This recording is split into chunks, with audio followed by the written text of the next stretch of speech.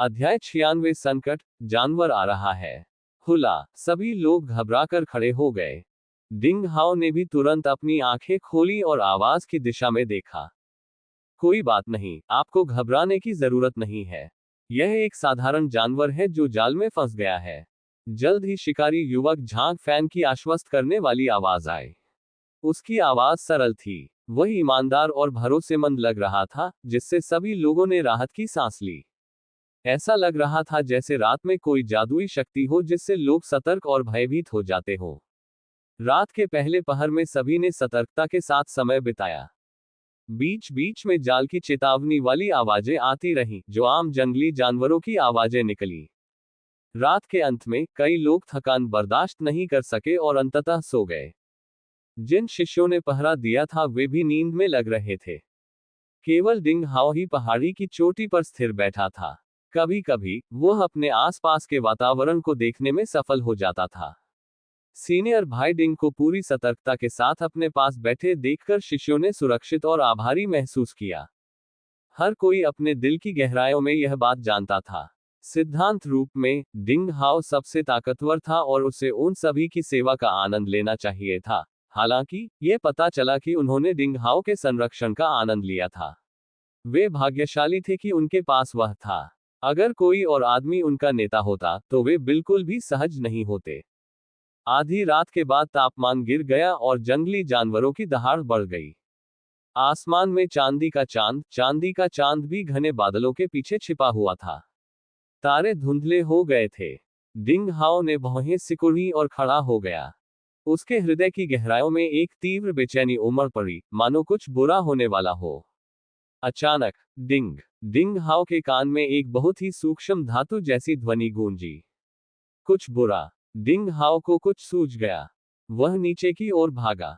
रात की धुंधली रोशनी में धुएं के एक गुबार की तरह वह आवाज की दिशा में तेजी से उड़ गया। रोंगटे खड़े कर देने वाला ये दृश्य जल्द ही डिंग हाओ की आंखों में उभर आया। पहरा दे रहे दो शिष्य पहले ही गहरी नींद में सो गए थे। इसी बीच हल्की काली घनी धुंध में लिपटा लोमड़ी या भेड़िया जैसा एक राक्षस उनके द्वारा बिछाए गए चेतावनी जाल को पार कर गया। मानो वह नाच रहा हो, चुपचाप सो रहे शिष्यों के पास पहुंचा।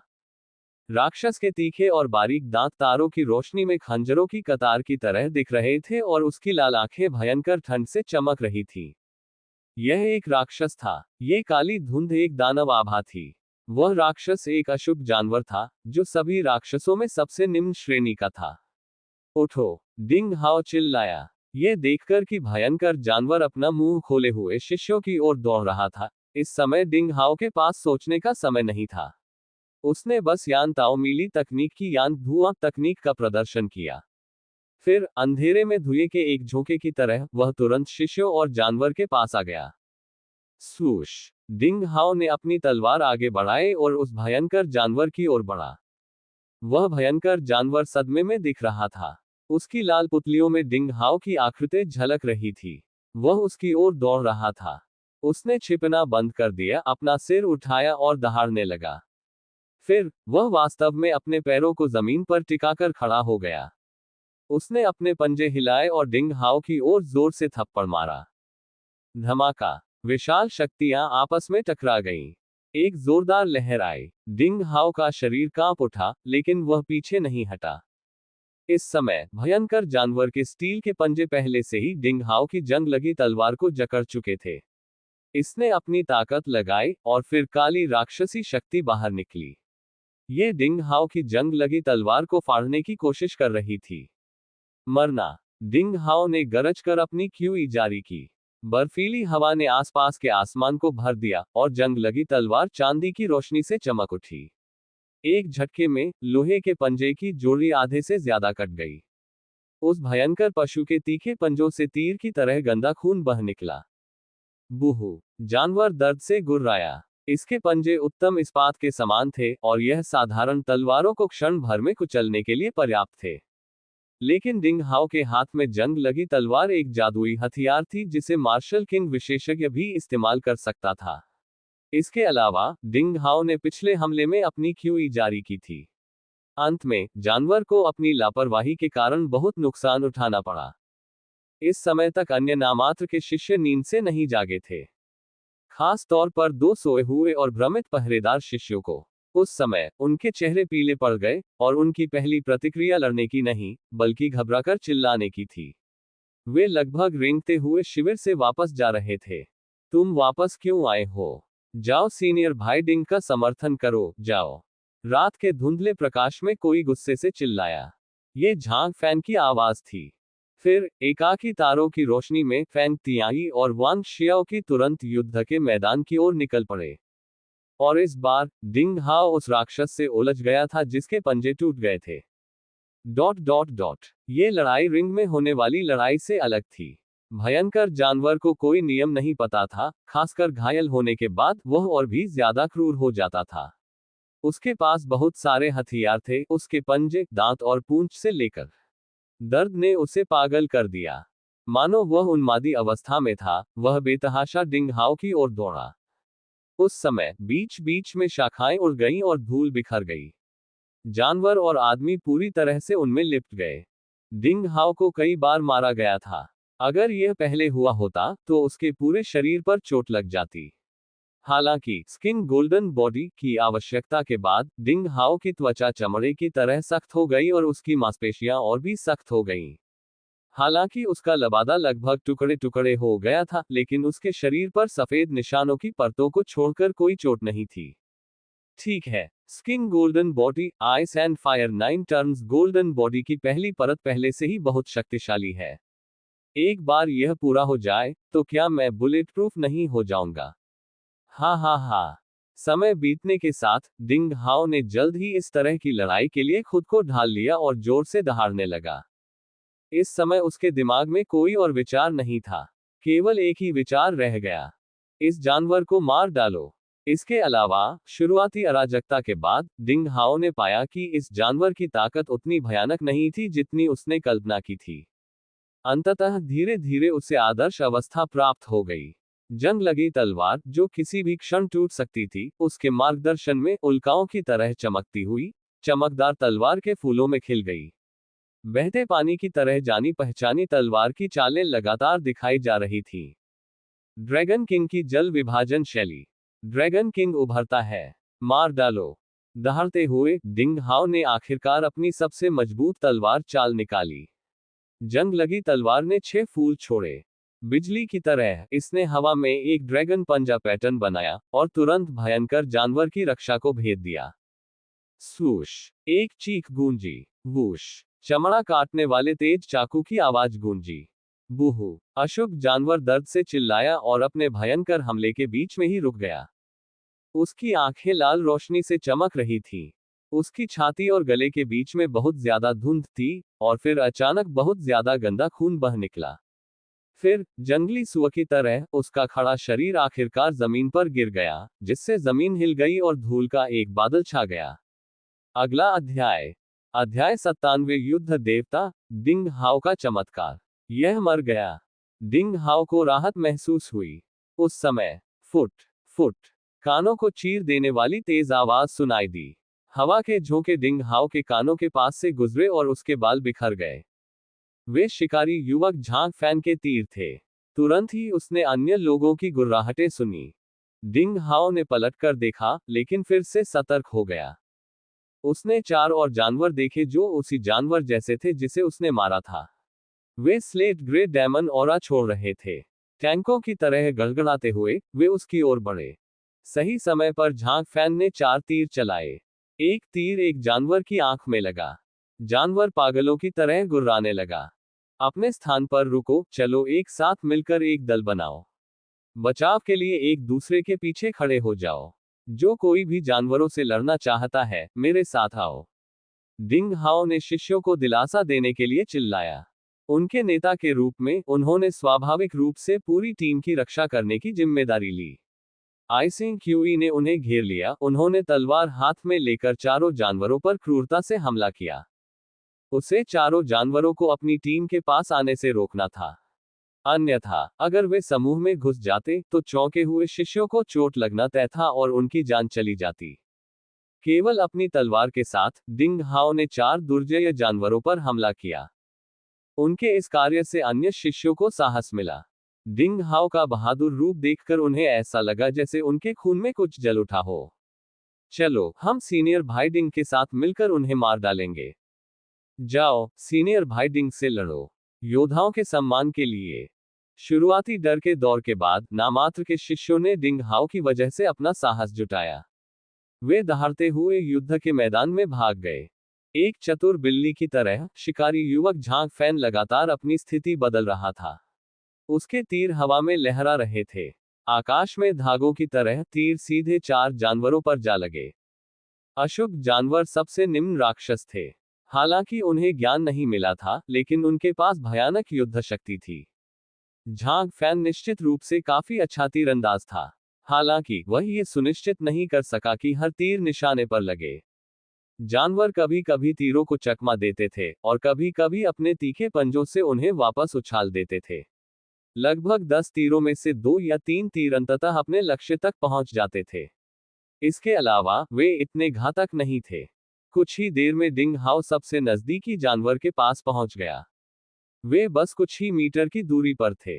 ड्रैगन राजा उभरता है। इसे जल्दी खत्म करने के लिए डिंग हाओ ने पहले अपनी जानलेवा चाल का प्रदर्शन किया। जंग लगी तलवार भूरे रंग की धूल से चमक उठी। फिर उड़ते हुए बर्फ के कण तेजी से बाहर निकले। तलवार की रोशनी ने आसमान में एक विशाल ड्रैगन के पंजे का पैटर्न बनाया। ये काफी रहस्यमय था। राक्षस जानवरों को लगा जैसे पैटर्न ड्रैगन की आभा दे रहा है। ड्रैगन राजा की जल विभाजन शैली इस प्रकार काम करती थी। समय रहते डिंग हाओ को पूरी तरह से आराम महसूस हुआ। वह एक अजीब सी स्थिति में आ गया। उसे उस समय शैली पहले से बेहतर समझ में आ रही थी क्योंकि उसकी शक्ति अचानक बढ़ गई थी। धमाका। डिंग हाओ निकटतम जानवर से टकरा गया। उसने 3 छिद्रित मार्शल डिसिपल रियल्म शक्ति, वह विशाल शारीरिक शक्ति जो उसे गुफा में रहस्यमयी तरल पदार्थ से धुल जाने पर मिली थी, और स्किन गोल्डन बॉडी से शक्ति, ice and fire 9 turns golden body की पहली परत को मुक्त कर दिया था। उसने उस पल उन सभी को मुक्त कर दिया। डिंग हाओ ने अपने नंगे हाथों से जानवर को रोक दिया। फिर अगले ही पल जंग लगी तलवार की चमक टिमटिमा उठी। अंत में तलवार ने जानवर के तीखे पंजों द्वारा बनाए गए सुरक्षा ढांचे को भेद दिया और उसके 2 महत्वपूर्ण शरीर के अंगों, पेट और गले पर फिसल गई। वह पागलों की तरह दहाड़ने लगा और गंदा खून निकलने लगा। उनकी पहली मुठभेड़ में क्रूर जानवर वास्तव में डिंग हाओ की तलवार से उड़ गया और जमीन पर गिर गया। जो शिष्य अभी अभी यहां आए थे, वे सभी अचंभित हो गए। मानो बिजली गिर गई हो, उनके जबड़े खुले रह गए। जानवर का वजन करीब 175 किलोग्राम था और उसकी गति करीब 20 मीटर प्रति सेकंड थी। ये डिंग हाओ पर लगाए गए 1500 किलोग्राम के बल के समान था। अंत में यह पता चला कि डिंग हाओ ने सिर्फ एक तलवार के वार से उसे उड़ा दिया। यह भयानक तलवारबाजी थी। कैसी तीव्र शक्ति! युवाओं का खून उनकी रगों में खौल रहा था। वे तीव्र गति से युद्धभूमि की ओर दौड़े। लेकिन अगले ही पल बाकी 3 जानवरों ने डिंग हाओ को 3 दिशाओं से घेर लिया। एक चिमटे की तरह उन्होंने डिंग हाओ को अपने बीच में घेर लिया। सावधान, वरिष्ठ भाई डिंग! फैंग तियानई और वांग शियाओकी ने उसे जोर से चेतावनी दी और एक ही समय में उसकी ओर दौड़े। युद्ध के मैदान में डिंग हाओ को भी खतरा महसूस हुआ। स्लेट ग्रे दानव आभा किसी भौतिक वस्तु की तरह उसकी ओर दौड़ी। गंदी आभा ने उसे सांस लेने में कठिनाई पैदा कर दी। इसके अलावा उसे अपनी क्यूई को छोड़ने में भी कठिनाई हो रही थी। उसकी त्वचा जानवरों के खूनी मुंह से गर्म सांस को भी महसूस कर सकती थी। ये बहुत अजीब स्थिति थी। हालांकि किसी अज्ञात कारण से जैसे जैसे यह अधिक खतरनाक होता गया, डिंग हाओ उतना ही शांत महसूस करने लगा। वह अचानक रुक गया। जिस क्षण वह पूरी तरह से घिरने वाला था, उसने यान धुआं तकनीक का प्रदर्शन किया। फिर पीली चांदनी के नीचे वह पूरी तरह से अछूते सियान धुएं में बदल गया। बस एक झिलमिलाहट के साथ वह तुरंत दाईं ओर जानवर के बगल में दिखाई दिया। नामात्र के शिष्यों की नजर में बिजली की गति से होने वाली प्रतिक्रिया जादुई कौशल, फ्लैश मूव की तरह थी। बंद दरवाजा। डिंग हाओ ने चिल्लाते हुए अपना सर्वश्रेष्ठ रक्षात्मक कदम उठाया। 45 डिग्री के कोण पर वह भयंकर रूप से आगे बढ़ा। धमाका। डिंग हाओ की भयानक शारीरिक शक्ति और स्वर्ण शरीर तकनीक साधना ने इस समय काम किया। एक युद्ध देवता की तरह डिंग हाओ अपने पैरों पर सीधा खड़ा था, बिल्कुल भी अविचल। दाईं ओर का जानवर डिंग हाओ से टकराया और ऐसे उछला जैसे वह लोहे की दीवार से टकराया हो। अचानक हाईवे पर अनियंत्रित कार की तरह उसका पूरा शरीर उड़कर पीछे चला गया। बूहू! जानवर सिर्फ डर के मारे चीख सकता था। फिर वह गिरने लगा। ठीक उसी समय वह जानवर के बाईं ओर से टकराया। उस समय दर्दनाक चीखें सुनाई देने लगी और आसमान में खून बिखर गया। धमाका! टक्कर के कारण जमीन लगभग हिल रही थी। दोनों जानवर एक दूसरे से जोर से टकराए। वे दोनों पीछे गिर गए और बहुत धूल उड़ी। वे इतने दर्द में थे कि वे चीखना बंद नहीं कर सके। डिंग हाओ उस जानवर से टकराकर जमीन से ऊपर बह रहा था। हालांकि उसका इरादा ऐसा करने का था। इसी वजह से वह आखिरी जानवर के हमले को बाल बाल बचा सका। सब कुछ योजनाबद्ध था। भागते हुए नामात्र के शिष्यों की सांसें थम गईं। डिंग हाओ ने हवा में रुककर यान धुआं तकनीक फिर से जारी की। उल्टा होकर उसने अपने शरीर को लगभग लंबवत नीचे की ओर फेंका। उसी समय उसने अपनी जंग लगी तलवार को हिलाकर ड्रैगन के पंजों का एक और पैटर्न बनाया, जिसने युद्ध के मैदान के बीच में जानवर को ढक दिया। अगला अध्याय 98 साधारण युवा ने सम्मान अर्जित किया। ड्रैगन की आभा फिर से उभरी। इसके अलावा इस बार पिछले 2 बार की तुलना में पंजे का पैटर्न अधिक वास्तविक लगा और ड्रैगन की आभा अधिक सघन हो गई। जाहिर है, इस तरह के एक महत्वपूर्ण युद्ध के दौरान डिंग हाओ तलवारबाजी की अपनी समझ को तेजी से बढ़ा रहा था। बूहू! बीच में मौजूद जानवर को बहुत बड़ा संकट महसूस हुआ। वह अपने पंजे हवा में उठाकर खड़ा हो गया। उसने अपनी छाती पर जोर से प्रहार किया और अपने पंजों से घने स्लेटी ग्रे रंग की दानव आभा छोड़ी। फिर उसने हवा में जोरदार प्रहार किया। अगले ही क्षण अंततः पंजे जंग लगी तलवार से टकराए। फुट! जैसी कि उम्मीद थी, एक चटचटाहट सुनाई दी। जंग लगी तलवार ने जानवर के तीखे पंजे काट डाले। तुरंत ही डिंग हाओ ने अपनी बर्फ और बर्फ की क्यूई छोड़ी। फिर जबरदस्त आइसिंग क्यूई घायल और कमजोर जानवर की ओर बढ़ी, जिसके पास चीखने का समय नहीं था। सिर से लेकर पैर तक उसका पूरा शरीर जमी हुई बर्फ से ढका हुआ था। स्वूश! तलवार क्यूई की आवाज सुनाई दी और डिंग हाओ जमीन पर उतरा। उसने अपनी ठंडी तलवार को क्षैतिज रूप से पकड़ लिया और तेजी से लहराया। फिर फंसा हुआ जानवर जो आजाद होने की कोशिश कर रहा था, कमर में घुस गया। उस समय अन्य नामात्र के शिष्य अंततः युद्ध के मैदान में आ चुके थे। एक पल में ही डिंग हाओ ने जानवरों के आने का पता लगा लिया और फिर उनमें से 3 को मार डाला। हालांकि यह कुछ ही समय के लिए था, फिर भी ये दिल दहलाने वाली स्थिति थी। अगर कोई और आदमी मौजूद होता, तो उसे पहले ही अशुभ जानवर निगल चुका होता। वरिष्ठ भाई डिंग, क्या आप ठीक हैं? वांग शियाओकी और झांग फैन ने चिंता से पूछा। डिंग हाओ ने मुस्कुराते हुए अपना सिर हिलाया। मैं ठीक हूं, मेरी चिंता मत करो। बूहू! 2 उलझे हुए अशुभ जानवर दर्द से चिल्लाए। दोनों जानवर बुरी तरह से घायल थे। एक जानवर की बाहें पूरी तरह से फट गई थीं, और टूटी हुई हड्डी दिखाई दे रही थी। दूसरे जानवर के शरीर पर चोटें लगी हुई थीं। उसका पेट नुकीली बजरी से चीर दिया गया था।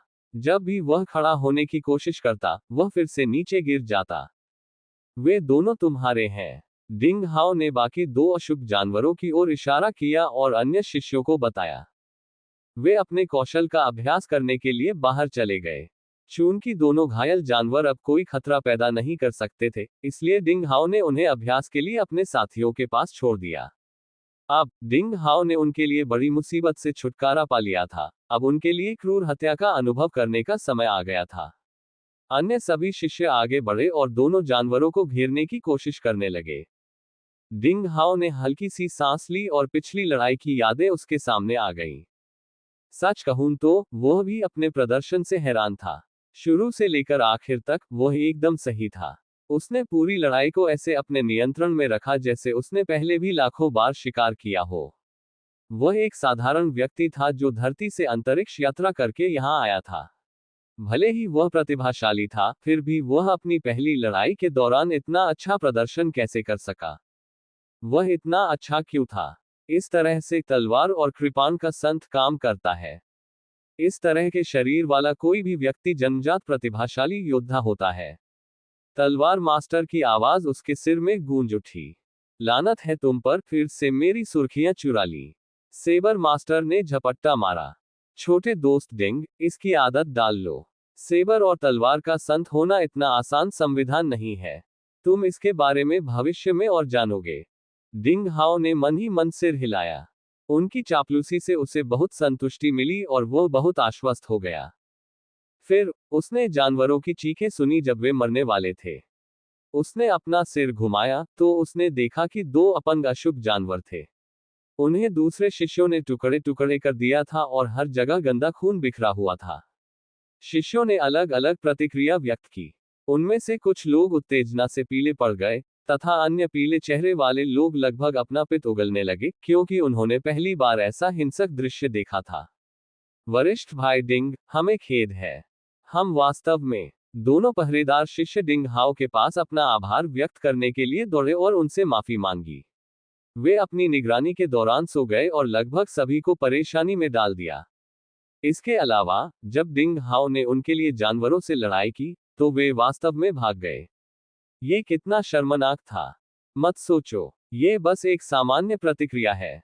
कोई भी तुम्हें दोष नहीं देगा। और तुमने दूसरे भाइयों के साथ युद्ध के मैदान में उतरना चुना, है ना? डिंग हाओ ने उनके कंधे थपथपाए, और फिर मुस्कुराते हुए कहा, साहस के कई प्रकार होते हैं, और तुम्हारा अंतिम चुनाव तुम्हारे साहस को दर्शाता है। दोनों लगभग कृतज्ञता से रो पड़े। वे मूल रूप से अपने नेता डिंग हाओ से कठोर आलोचना की उम्मीद कर रहे थे। आखिरकार यह उनकी गलती थी कि पूरी टीम लगभग बर्बाद हो गई।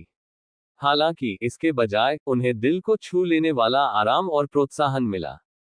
हम वादा करते हैं अगली बार ऐसा नहीं होगा। दोनों ने अपनी 2 उंगलियां ऊपर उठाई और कसम खाए। जो शिष्य पहले उनसे द्वेष रखते थे, वे उन्हें क्षमा करने लगे। वास्तव में, चाहे कोई कितना भी शक्तिशाली क्यों न हो, यदि वह नींद से जाग जाए और अपने सामने एक भयानक अशुभ जानवर को देखे, तो वह निश्चित रूप से उसी क्षण भाग जाएगा। खैर, हमें कुछ बढ़िया इनाम मिले हैं। 5 लोमड़ी जैसे भेड़िया जानवर। उनका हर अंग कीमती है। शिकारी युवक झांग फैन ने 5 जानवरों को पहचान लिया। 5 अशुभ जानवरों को लोमड़ी भेड़िया जानवर कहा जाता था। वे क्रूर लोमड़ी और भेड़िए का संकर थे।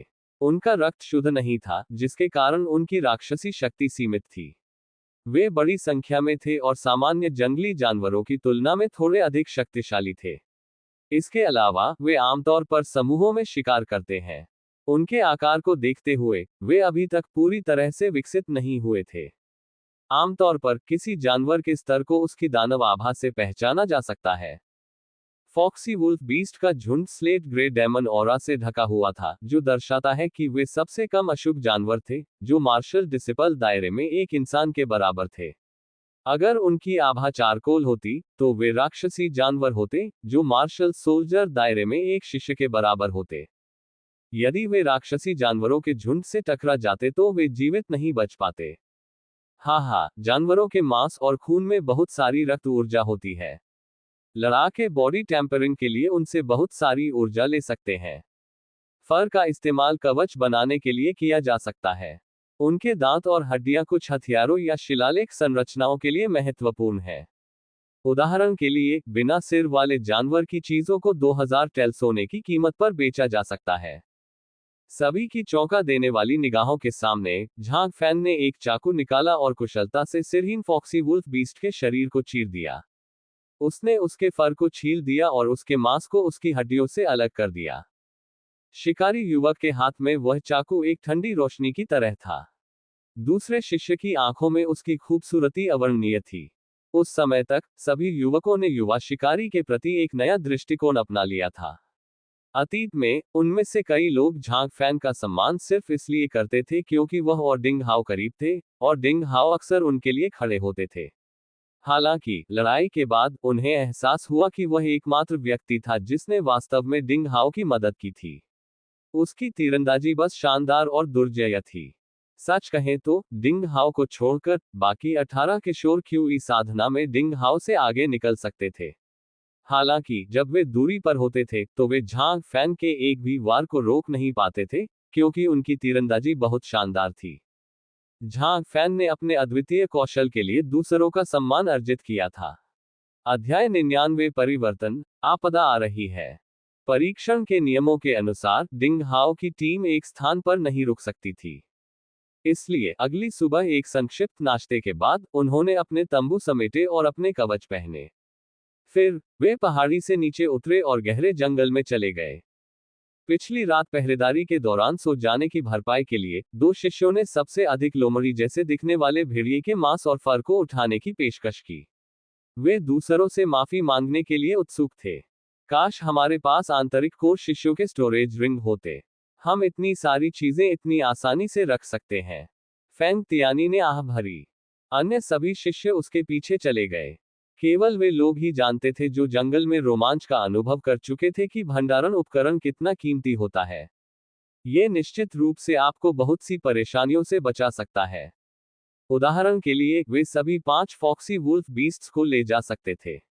इसके बजाय अब वे केवल उनके प्रीमियम भागों को रख सकते थे और अवशेषों को जंगल में फेंक सकते थे। डिंग हाओ ने थोड़ा सिर हिलाया और मौका मिलते ही स्टोरेज रिंग लेने की योजना बना रहा था। बच्चे, इसे पाना आसान है। फिर से सोचो। तलवार मास्टर की आवाज अचानक बिना किसी कारण के उसके दिमाग में घूम गई। डिंग हाओ कुछ देर के लिए चकित रह गया और जल्द ही उसे एहसास हुआ कि उसका क्या मतलब था। उसने आश्चर्य से जवाब दिया, तुम्हारा मतलब है? उसका मतलब है कि आप खुद के लिए एक बना सकते हैं क्योंकि आपके पास सामग्री और कौशल है।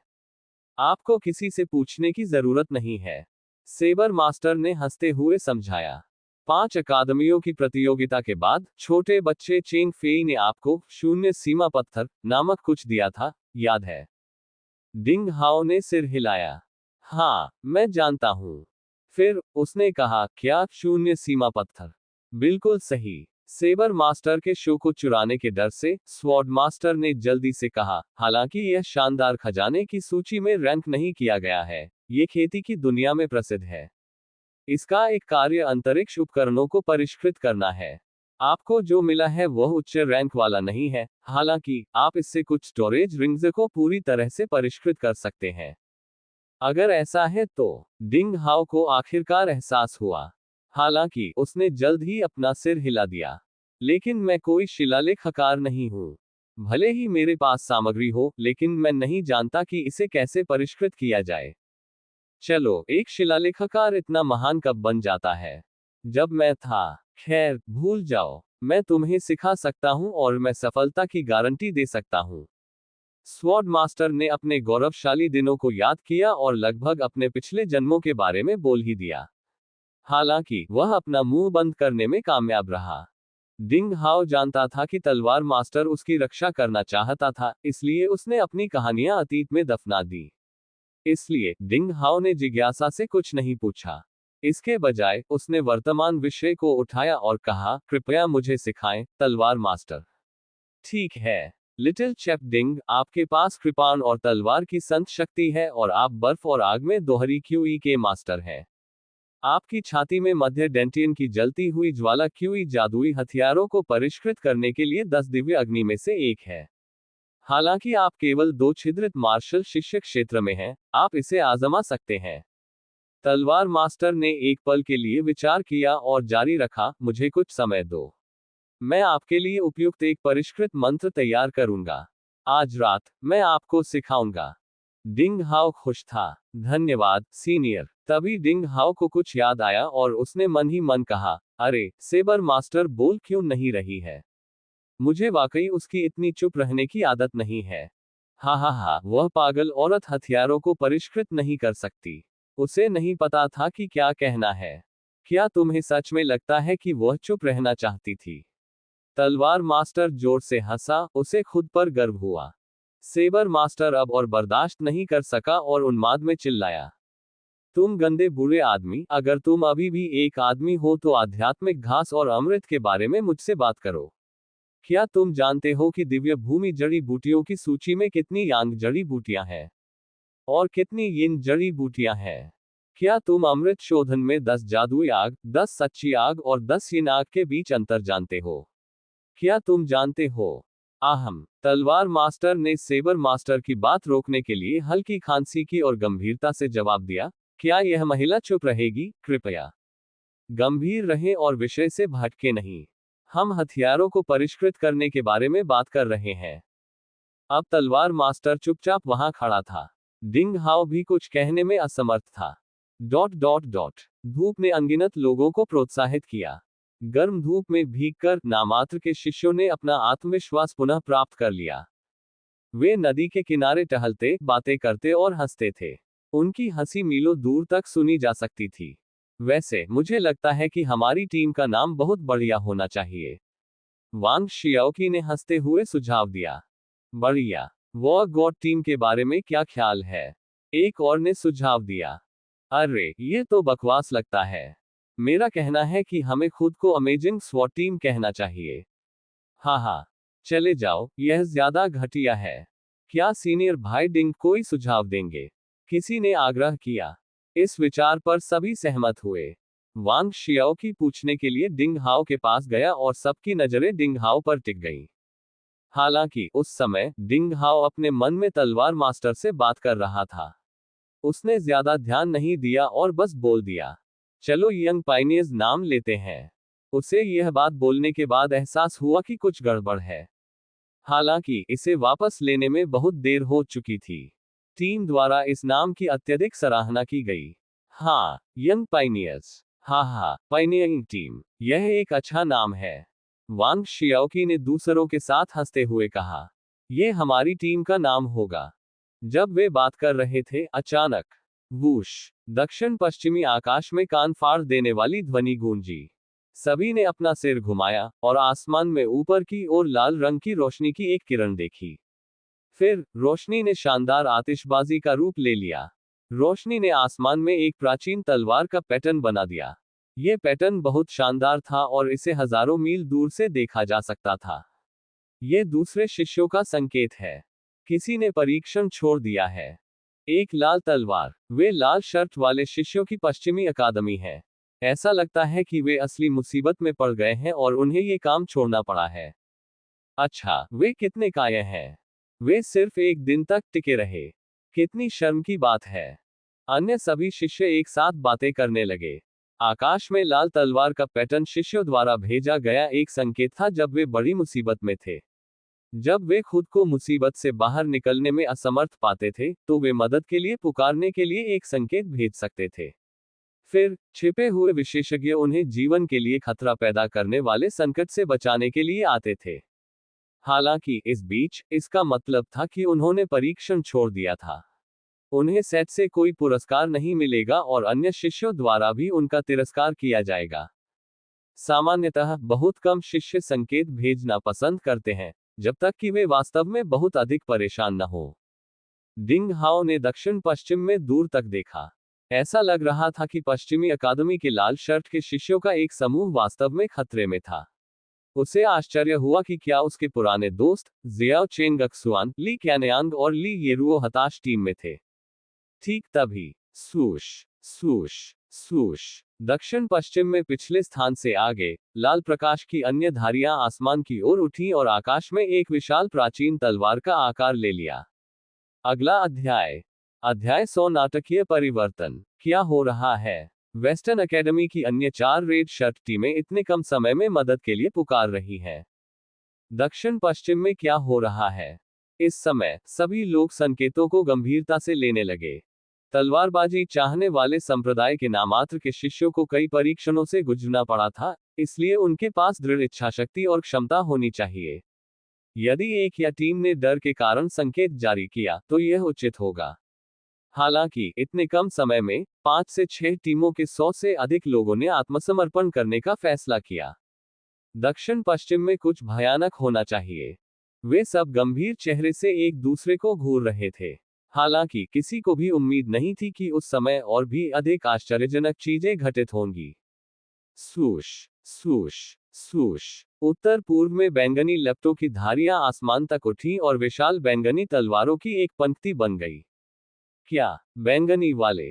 ये बैंगनी शर्ट के दक्षिणी अकादमी से संकेत है। क्या हुआ? पर्पल शर्ट टीमों की दक्षिणी अकादमी ने भी अचानक हार क्यों मान ली? अरे, ऐसा क्यों? आखिर क्या हुआ? डिंग हाओ सहित सभी लोग जबरदस्त भय से ग्रसित थे।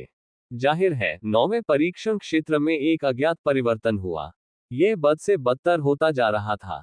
बैंगनी शर्ट वाले दक्षिणी अकादमी और लाल शर्ट वाले पश्चिमी अकादमी के शिष्यों को परीक्षण छोड़ने के लिए बुरी तरह से प्रताड़ित किया गया होगा।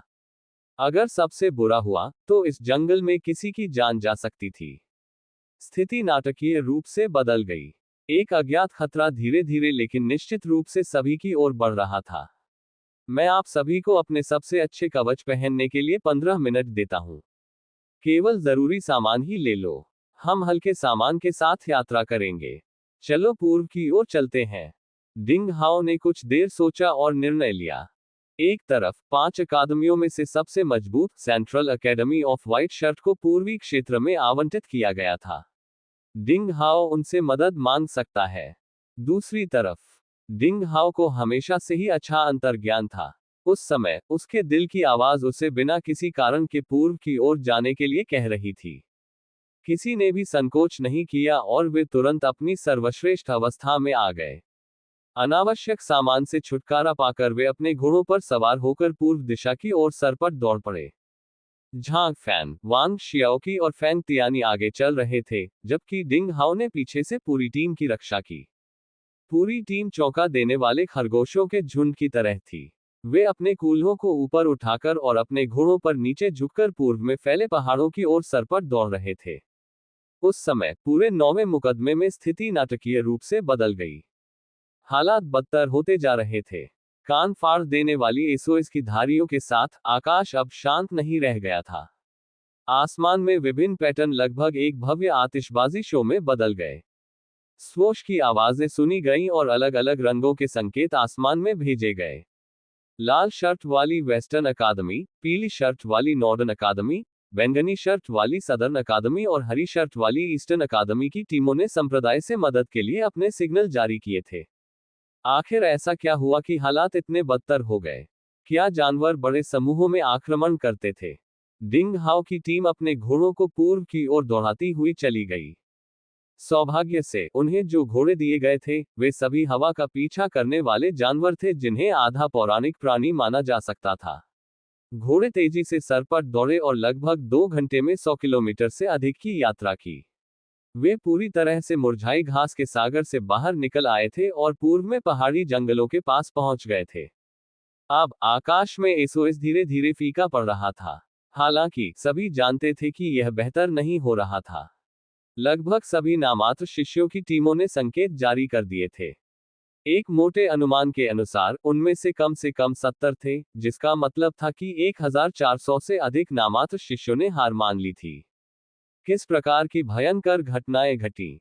डिंग हाओ की टीम अनुमान लगाने में विफल रही। ऐसी स्थिति में उनके लिए सबसे अच्छा यही था कि वे मदद के लिए संकेत दें।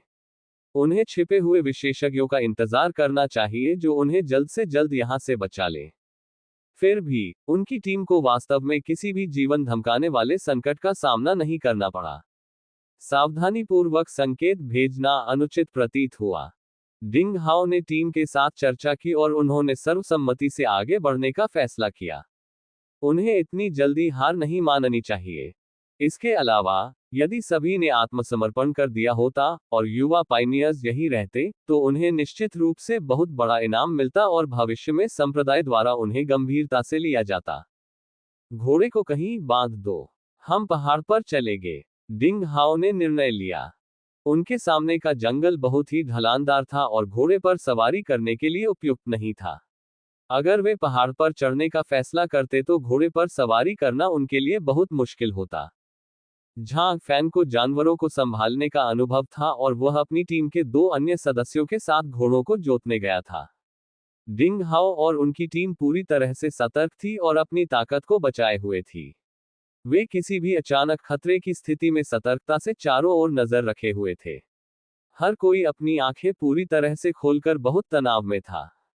थोड़ी देर बाद झांग फैन और अन्य शिष्य वापस लौट आए।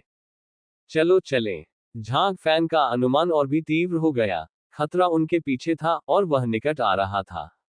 यह एक ऐसा जंगल था जहां सदाबहार पौधे उगते थे। यह बहुत गहरा था और यहां लोगों का आना जाना बहुत कम था। पक्षियों की चहचहाहट से पहाड़ और भी शांत लगता था। ऊंचे पेड़ पत्तियों से ढके हुए थे जो उनके सिर से 20 मीटर ऊपर छतरियों की तरह फैले हुए थे। पत्तियों ने लगभग सब कुछ ढक लिया था, सिवाय धूप की कुछ किरणों के जो पत्तियों के बीच से बहती थी। जमीन गहरे हरे रंग की काई से ढकी हुई थी, जबकि तने फन और लताओं से ढके हुए थे। घाटियों की गहराई से राक्षसों की दहाड़ें आ रही थीं। डिंग हाओ और उनकी टीम झांग फैन द्वारा दिए गए किसी तरह के पेंट से ढकी हुई थी।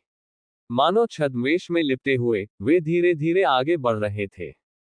उनकी शुरुआती योजना एक अपेक्षाकृत गुप्त और ऊंचे मंच को खोजने की थी, जहां वे रुक सकें। वे पहले ये पता लगाना चाहते थे कि क्या हो रहा है, और फिर तय करना चाहते थे कि उन्हें मुकदमा जारी रखना चाहिए या नहीं। सुनो, मैंने किसी को लड़ते हुए सुना। आगे चल रहे शिकारी युवक ने अचानक इशारा किया। सभी लोग चुप रहे और ध्यानपूर्वक सुनते रहे। उत्तर पूर्व में उनकी दाईं ओर, वे बमुश्किल ही किसी के लड़ने की आवाज, हथियारों की टक्कर और लोगों की चीखें सुन पा रहे थे। आगे बढ़ो, लेकिन सावधान रहो। अभी खुद को उजागर मत करो। डिंग हाओ अब पूरी तरह से एक नेता की तरह काम कर रहा था। उसने एक पल सोचा और फैसला किया। पूरी टीम दबे पांव चलकर शोर की दिशा में आगे बढ़ी। लगभग 5 मिनट बाद जंगल के बीच में कुछ दिखाई दिया। पहली नजर में उन्हें एक फिरोजा झील और एक पन्ना घास का मैदान दिखाई दिया। झील के किनारे घास के मैदान पर कम से कम 30 लोग एक दूसरे से जमकर लड़ रहे थे। तलवारें बज रही थीं और लोग चिल्ला रहे थे।